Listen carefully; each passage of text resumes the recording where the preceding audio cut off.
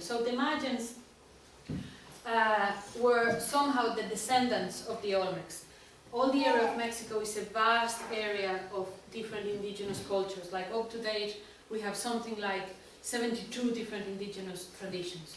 So from there, there's the Aztecs, there's the Tarahumaras, there's the Mazatecs, there's many different ones. But the Mayans stood out because of their knowledge of astronomy, mathematics, and somehow their understanding of life.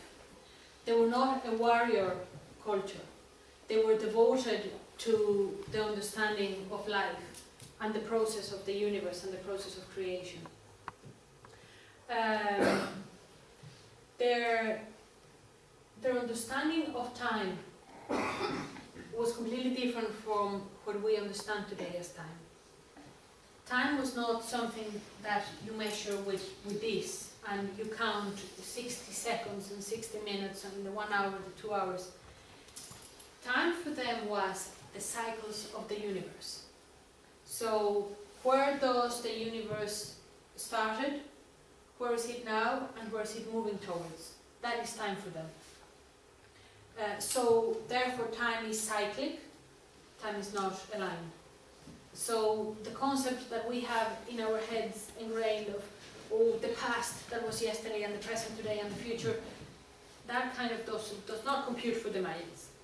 For them, there's only one time, now, whatever space in the cycle it is.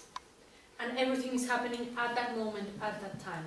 Because they understand deeply that nothing that exists and happens in the world is a standalone event.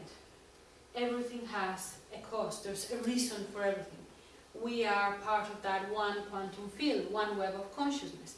Therefore, they understood that if they were, if they give themselves the time to explore the beauty of a flower and the way nature creates, they could understand the cycles of the universe.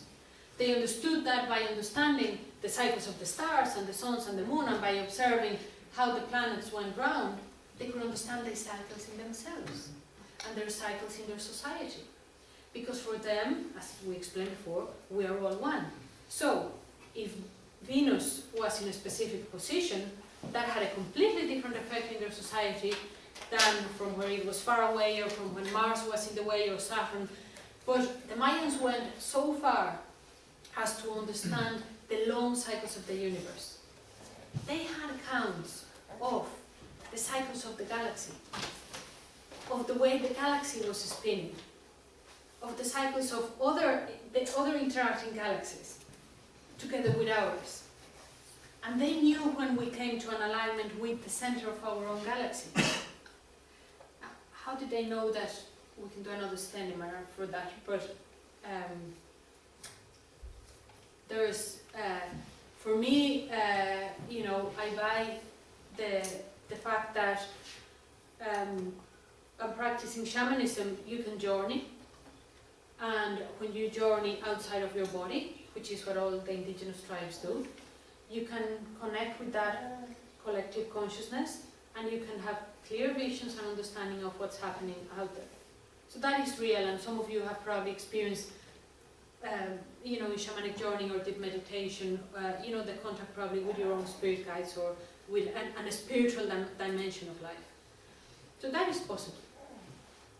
That is one option. Another option is, and maybe it's a little bit of all of them, vibration was completely different on the Earth at the time the Mayans were there. And interdimensional portals were much more common than they are today. So somehow they were able to, the vibration they lived in, they were able to travel in between space and time to different places of the universe, physically. And then, of course, you know, assuming that we're not the only intelligent beings in the whole of the universe, they were able to talk and to connect with probably, you know, intelligences from other places that have done this journey before ourselves. To the count, as we said, we have a cycle of 20 years, so we're going to look at the prophecies in a cycle of periods of 20 years. We're starting from 1993 to 2012, and we're going to look at the archetype of those times. Okay. The title there, Cartoon for How, that's the name that the Mayans give, and that's the cartoon, as if you remember, cartoon is 400 years, or Mayan years. Okay? So we are in number 4 of that count of cartoons or cycles of 400 years. Now, just something in regards to that, because you're going to see that there.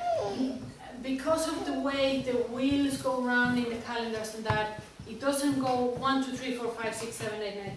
No. It goes from 4, we're going to jump to a different number and to a different number, which there is a cycle, you know, in it. But just for you to know that we're now number 4, it doesn't mean that we're 4 on the list from 1 to 13, right? Okay. So,